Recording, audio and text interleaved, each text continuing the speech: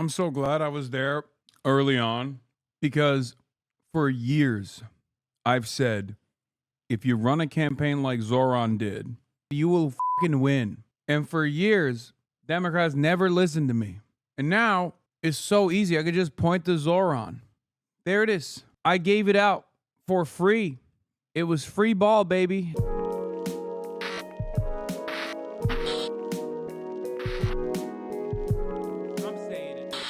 Socialists don't always win. Recently, in New York, though, a charismatic young socialist, supported by both DSA and working families, running on a platform of affordable housing, publicly owned grocery stores, and more mental health responders instead of cops, actually won the Democratic primary. In a firmly blue city, in a firmly blue state, that's usually the end of the story. But then, in November, India Walton lost the general election.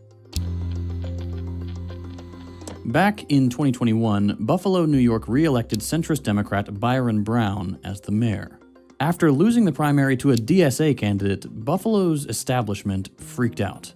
Millionaires, real estate moguls, Republican donors, all terrified by the prospect of a politician they hadn't completely bought and paid for running a major city, formed a united front basically overnight and swept Brown into office on a write-in campaign and a mountain of establishment money. Despite losing the Democratic nomination, Brown won the general. And there are a lot of reasons this upset happened. For starters, while Brown quickly got to work outspending India Walton and pretending he suddenly wasn't a Democrat after 30 years with the party, the top party brass like Chuck Schumer took their sweet time endorsing the candidate actually running on their ticket. Some, like Kathy Hochul, the governor of the state. This is a comparison that I've brought up quite a bit in the primary, especially leading up to what might happen with Zohran, and then a concern that I raised right after Zohran's victory, if you recall. Never even did. There was no vote blue no matter who mass mobilizing like we see every 4 years for the presidency. The party left Walton out to dry, and that meant that even though Brown was notoriously corrupt to the point the FBI was looking into his entourage, that poverty in Buffalo was going up, and that the racial wealth and homeownership gap was one of the worst in the country after 15 years of Brown being mayor, or even just the fact that he simply filed too late and couldn't legally be on the ballot and so he needed help from the district judge, the brother of one of his top donors, none of that ultimately mattered. Buffalo got bombarded with Brown ads and door knockers and mailers. Meanwhile, Walton's life got put under the microscope. And the best the media could come up with, by the way, was that she did $300 worth of food stamp fraud at 21, 18 years before the election, didn't show up to court one time because her summons was sent to the wrong address, and at one point posted a, frankly, really good Facebook comment. Compared to a corrupt... This is another reason.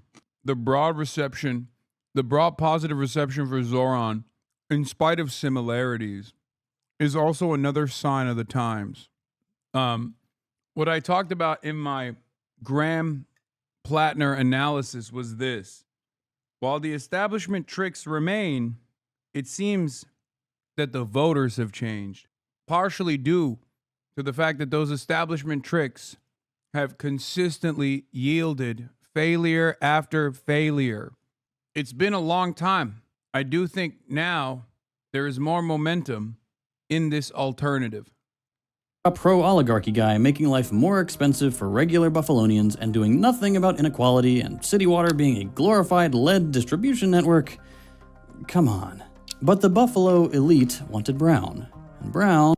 Dude, Byron Brown is such a piece of shit that he literally left halfway through the job after to go work for a casino that he literally ran specifically so that he ran as mayor specifically so that he can finish the gambling contract for the casino, and then left halfway through the job. Spoiler alert. I'm sure he's going to bring it up, but it's really up. Is what they got. On December 31st, he was sworn in and got an extra 3 years as mayor of New York's second largest city, until he resigned to be CEO of a horse betting company or something. But if it wasn't obvious already, this isn't a video about Buffalo.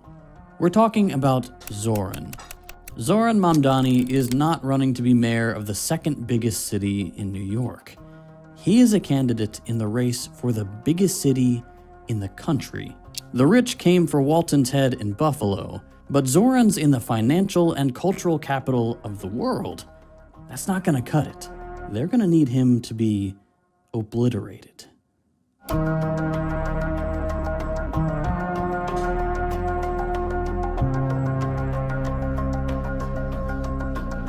Before we get to the rest of the video, I want to take a quick second to do a shameless plug for our Patreon. If you're not interested or you're unable to support the channel, feel free to skip ahead to this timestamp. I'll get straight to the point. Content like ours is not rewarded by the YouTube algorithm. This is a corporate platform. We are outspokenly anti-corporate.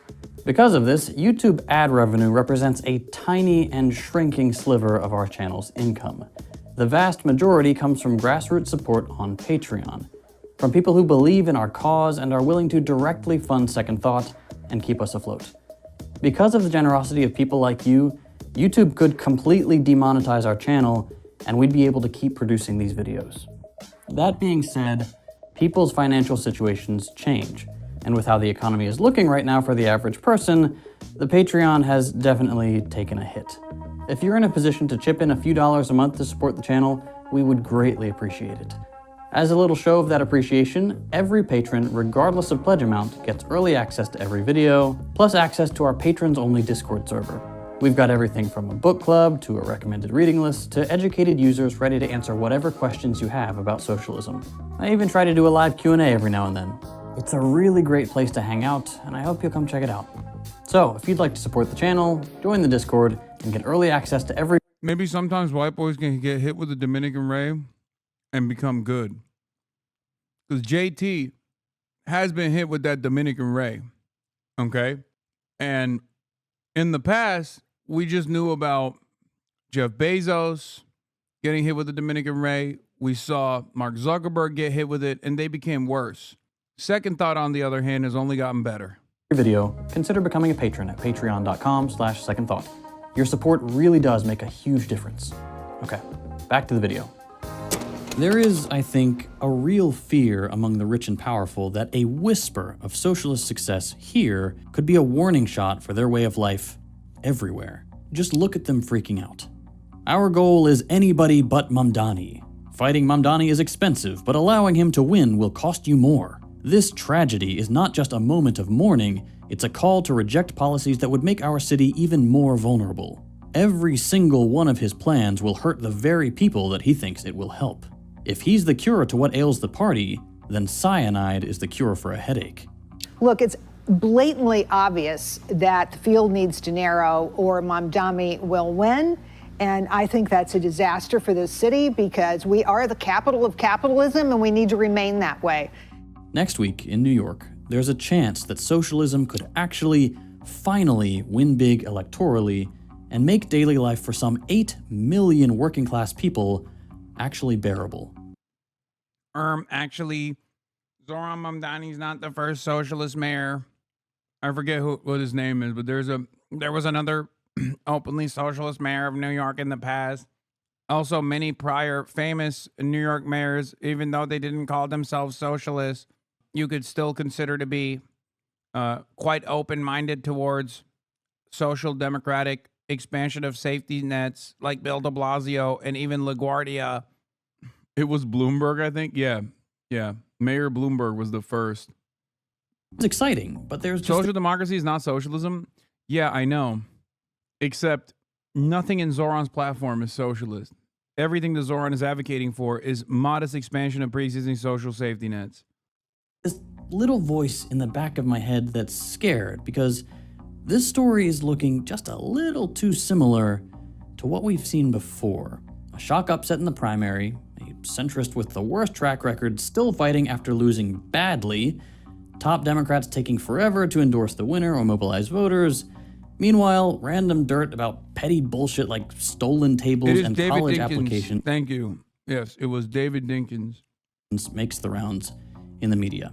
They are trying to run back the Walton strategy, but it's not going to work. And I think they know that. And I think that's making them more desperate. As of writing, just about every poll is showing a Zohran win. This one even shows what could happen if everyone but Sliwa, everyone but Adams, and everyone but Cuomo drops out and they all unite behind one guy. In every single hypothetical, Zohran comes out on top, no matter what everyone else does. We're editing this script after Adams dropped out for real, and still Zohran is in the lead. And then there's clips like these. I was a bit hesitant actually to take this interview because I didn't want to be seen wearing this shirt. Because I don't particularly support Cuomo. I don't think he's a righteous guy. I think he's a bit of a morally reprehensible person.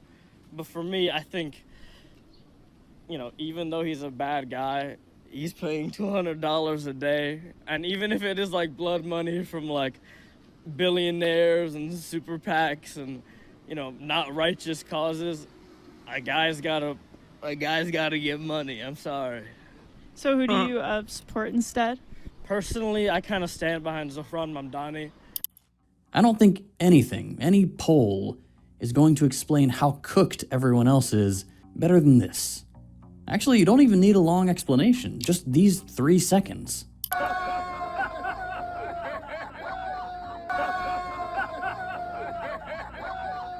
I think these clips, these polls, this primary, they prove something. Zohran showed Democrats that there is a path to victory, and that path is real working-class politics. From a guy that's actually invested and doesn't just talk about vague stuff like rising together. So let's rise together. Right after Trump's victory, Zohran showed us that he's ready to give average people real consideration and power. Going to places in New York that flipped red. He didn't stick to some consultant's script. He didn't appeal to vague positivity. He gave people the mic to talk about the stuff that actually matters to them. Rent, groceries, childcare, Gaza. But he didn't stop there. Instead of carrying a message of hope without substance, like so many Democrats do, Zohran's policies actually materially address people's problems. I'm so glad I was there early on, because for years I've said, if you run a campaign like Zohran did, for years, I said, if you run a campaign like Zohran did, you will win. And for years, Democrats never listened to me. And now it's so easy. I could just point to Zohran. There it is. I gave it out for free. It was free ball, baby. Like I said, over and over again. Free ball. You don't know you, little bro? True. For a guy who don't know me, he's kind of stood by me more than I expected, I'll be honest. I thought he would have fucked me by now. Childcare is expensive. Rent is too high. Immigrant and LGBT rights are being stripped away. Here are the solutions. Easy to find, easier to understand. And all under a simple slogan. New York is too expensive. Zohran will fix that. With over 50,000 volunteers, 1.6 million doors knocked, and more votes than any other primary candidate ever, all this, it works. But for all that positivity, that voice in my head is still there because I sort of skipped over the biggest parallel with Buffalo. It's not the lack of party endorsements or the hit pieces that killed Walton's bid. The key to Brown's victory was the money. In just 4 months, Brown went from not really Cuomo's career assassinating you at the mainstream media level to prevent more future Zohran-like candidate collabs in the future. Yeah, except because it's an abject fucking failure. What does that show us? Also, I'm perfectly fine not linking up with candidates, Zohran or not. You kidding me? Oh no. What will I do? The reality of the matter is, look, I don't flex too much, but like in a lot of circumstances, the candidates need me more than I need them, okay? A lot of you have no idea what kind of conversations take place behind closed doors. So let me tell you, Democrats are desperate to get on this platform for good reason. Leading a campaign to raising 850 grand, mostly from the rich and powerful. And when the general election came around, his sudden vote boost didn't come from working class neighborhoods, it came from the rich. And in New York, the anti-Zohran money isn't what's missing. It's coming from the same crowd we saw in Buffalo. Democratic cowards, Republican staples, and most predictably, the ultra-wealthy. Sometimes all at once. But the scale is just different. If 850 grand in 4 months in Buffalo sounds insane, New York's a whole different ballgame. You might have already seen the campaign finance statistics.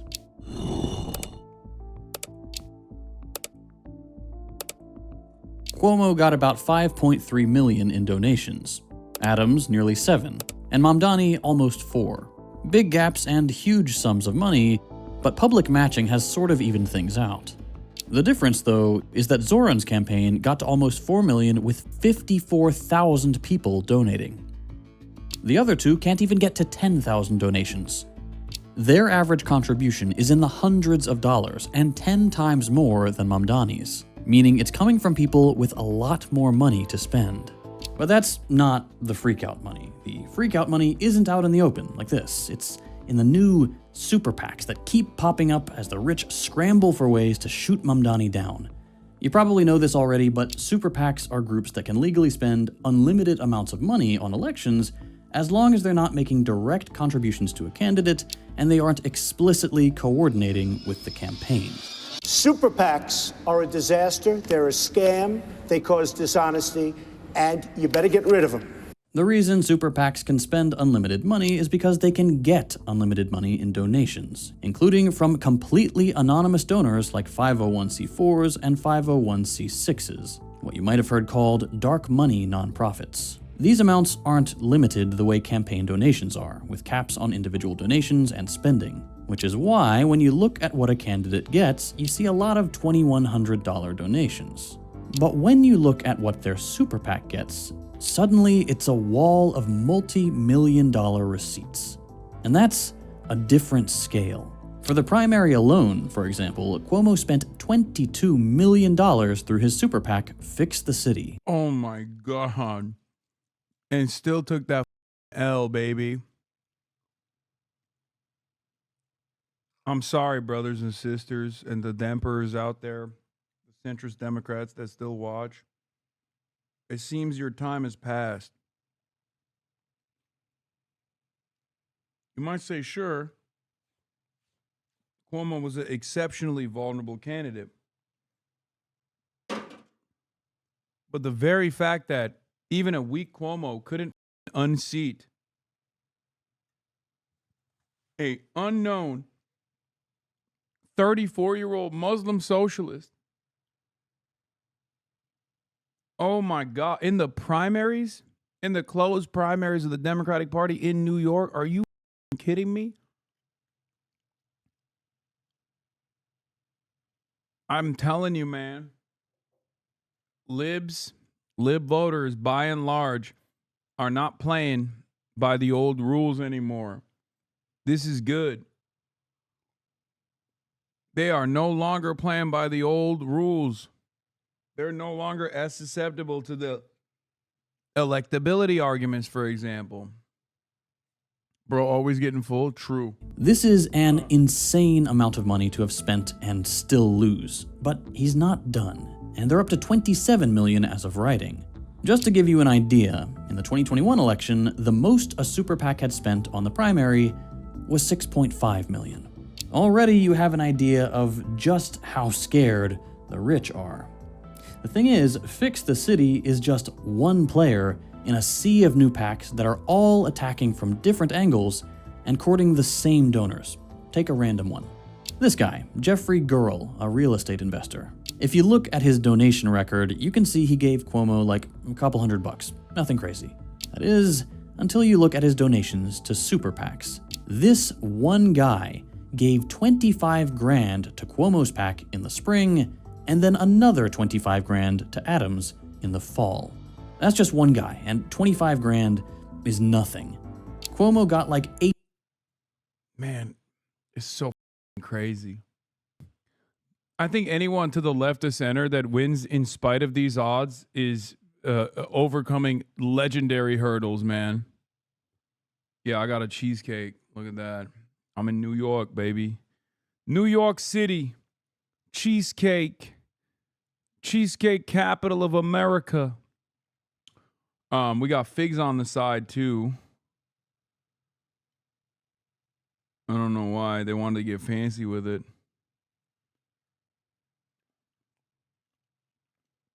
You will get fat.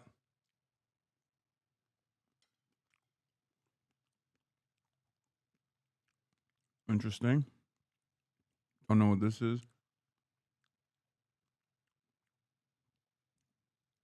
Cheesecake's not that good. I'll be real. Eating dessert at 4 p.m. is crazy. Wait, what? Is there a time that is allowed? Is there a time where it's appropriate to eat a dessert? Nighttime? Gatekeeping the timeline of when a man can consume a delicious dessert, a delicious piece of cheesecake is crazy, bro. $8 million from Michael Bloomberg alone, another $1 million from DoorDash, and then just pages of $500K to $50K, $100K donations. Let's zoom back out. Right now, there's at least 7 big super PACs on the anti-Mamdani train. For Cuomo, we've mentioned them already. You have Fix the City, but also Local Economies Forward NY, which is basically just DoorDash's separate PAC, and Housing for All, a super PAC that's just for landlords.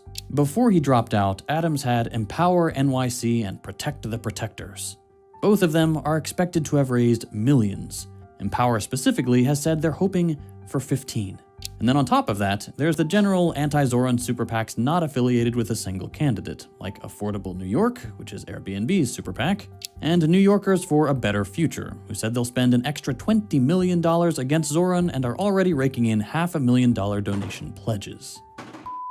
I'm explaining campaign donations to Americans right now, and literally the rich guy is called Mr. Burger. I want to kill myself. But don't worry, hey, Mamdani has his own super PACs too. One has yet to report raising any funds, and the other has gotten a whole $700K since the primary. Not rigged at all. It's bad, but at the end of the day, I don't actually think that all this anti-Zohran money is going to be enough. He's popular. His policies are popular, and that shouldn't be surprising. The point that he brought up on the Andrew Schultz pod, Flagrant, was so good. And it's one that I think about all the time with any kind of left initiative. Zohran said, Bill Ackman and Billionaires are wasting more money against me on this election than I would actually tax them, right? And what's really interesting about that is this is something that moneyed interest does, right? Instead of offering a modest pay raise in the aftermath of collective bargaining that takes place because a workplace unionized, companies would rather dump 10x that money in the short term to labor union busting law firms just so they can nip this in the bud because they see it as a long-term threat. In this instance, billionaires are scared that the finance capital could be controlled by a socialist. What does that say about other places? It makes them fearful that if Zohran is popular and successful and wins the race, other people are also going to run. That it could inspire others to also do the same. It's this. Yeah. I love this video. That's good. Oh, a little lower. Yeah. Lower. Wait, when does he get to the one ant? Oh, right here, right here, right here. You let one ant stand up to us, then they all might stand up. Those puny little ants outnumber us 100 to 1. And if they ever figure that out, there goes our way of life. It's not about food. It's about keeping those ants in line. Let's watch the whole movie. This is the most formative piece of anti-capitalist work. Okay? Throw away, burn your copies of Das Kapital. Okay? No more Lenin, no more Marx, no more Engels, no more Trotsky. It's just a bug's life. Okay? The Lego movie. Anyway. Popular politicians in the country are socialists. I don't think he's got this in the bag, but it's not like this money's doing much. And that is scary in a different way. If Cuomo loses at the polls, after the rich threw everything they could at the wall, he could go for the nuclear option. Zohran Mamdani, who in his nomination speech said he will defy ICE and will not allow ICE to arrest criminal aliens in New York City. Your message to communist Zohran Mamdani? Well, then we'll have to arrest him. Look, we don't need a communist in this country, but if we have one, I'm going to be watching over him very carefully on behalf of the nation. All semblance of democracy is gone anyway. Trump said he'd get involved in the race if it looks like Mamdani will win. He's already threatened to arrest, deport, and denaturalize him. He wanted Cuomo or Adams. Either. I don't think he cares. They're both getting money from his donors anyway. He personally stepped in to get Adams cleared of federal corruption charges and is taking calls with Cuomo, who he's had a long-standing relationship with for decades. They're tight. He also slammed him with a DOJ case so he can dangle his freedom over his head in the same exact one-to-one way that previous criminal indictment against Eric Adams was utilized by this admin. Okay? It's so transparent. It's not like these guys are dick riding Cuomo. They want him to win because they don't want Zohran to win. They want him to win. They want Cuomo to win because they can control Cuomo in the same way that they controlled Adams. While neither of them wanted his endorsement in a city of Democrats, they both get that this is a transactional relationship. They're representing the people scared of Zohran and telling Trump what he wants to hear to get rid of him. That they want to work together, and they wouldn't really get in the way of ICE taking over the city. They're not saying that to us, of course. Voters are getting a centrist-friendly message, that Trump is going just a little too far.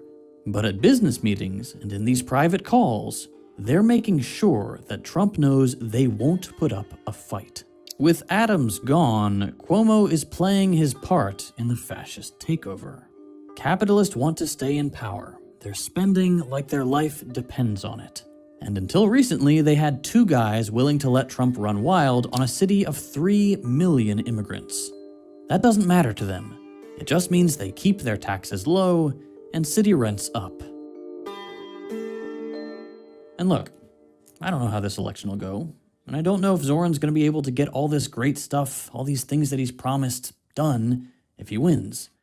I do know that there's still a strong candidate for head fascist lackey in the race.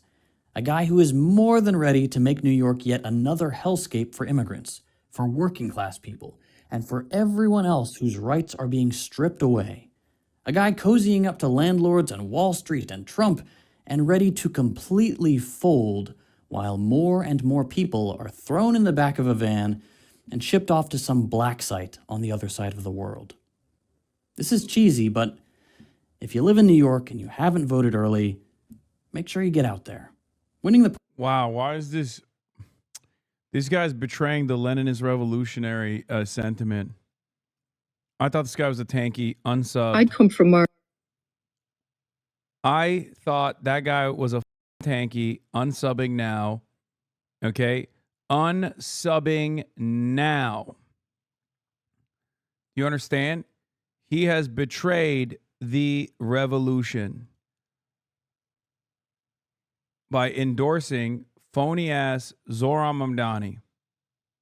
He's clearly a filthy revisionist. He is clearly a filthy revisionist. He is no longer abiding by Marxist orthodoxy. Everyone knows that the purest distillation of Marxist Leninist principles is to avoid elections entirely, is to avoid the mass movements entirely. Okay? You're joking, but it's true. I'm not. It's not true. Okay? Chat, what is Hasanabi going on about? No, I'm talking about silly leftists who actually relitigate leftcom positions that were addressed by the GOAT, Lenin, a century ago. You're a silly leftist? Okay. Sure. Shitting on the left? No. This is no different than when I make fun of anarchists. Sometimes it's appropriate. Gray bars are back. Can you please explain about what you mean avoid movement? Lenin said running our own parties, not do liberal entryism. Lenin quite literally addressed reaching people where they're at a time when liberalism, just like now, was on the precipice of demise, was on the precipice of destruction, which it did. It did implode entirely. And of course, fascism, specifically in the country that Lenin was addressing, Germany, fascism actually took root. What Lenin wrote about extensively in Left Communism and Infantile Disorder was liberalism, whether we like it or not, is a mass movement. To cast aside liberals as inherently reactionary and to assume that they cannot be brought to our side by exhausting the parliamentary structure whichever way you can, and in the absence of a third-party viability in the country, United States of America, in the year 2025 of our holy Lord, I always say exhaust all options. Bro, this is the same argument as the ACP saying MAGA is a mass movement. Oh, how many cancellations can you take? I mean, this is utterly irrelevant. Like this type of cancellation from leftists who say I am a sheepdog. I'm a sheepdog for the Democrats is not, is utterly irrelevant. I like that you also bring up what Lenin said specifically in Western Europe and in America at a time when there was at least some semblance of a trade unionist movement, a communist movement, a socialist movement at its inception, when the productive forces and commodity production was done at the point of the assembly line and not the completely destroyed, gutted labor union that currently exists in the ascetic fashion that it does. And that by and large, most of the working class in this country are participating in acts of indentured servitude in the gig economy. And then also on top of that, there is a two-tier labor system in this country specifically designed to have a permanent labor underclass on top of the masses. Of course, it's a little different now, don't you think? In the absence, and this is what I factor into my analysis all the time, in the absence of a viable alternative, you work within the platforms that you can. Okay? Especially at a time when one of the two major parties is unfathomably weak and many of its base that self-identify as liberals are becoming more and more sympathetic to socialism. This does not mean that the Democratic Party is the end-all, be-all. But for the time being, in the absence of a viable third party with the structural hurdles that remain, Why not use that to continue raising broad awareness? This conversation is kind of useless. It is, but I still like having it. You are making the same mistake of the German Revolution. It's so funny. There is no comparison to the failed German Revolution. Where is the socialist Navy brigades that are uprising? Where is the viable KPD equivalent? We do not have the masses, let alone a mass line. We have nothing. Perhaps that is the reason why initiatives to build separate parties have been abject failures, as opposed to initiatives to work within the existing confines of the duopoly have been at least somewhat successful. My Bordigus polycule is a real movement. Hasan Reaction is one of the best ones in the React channel.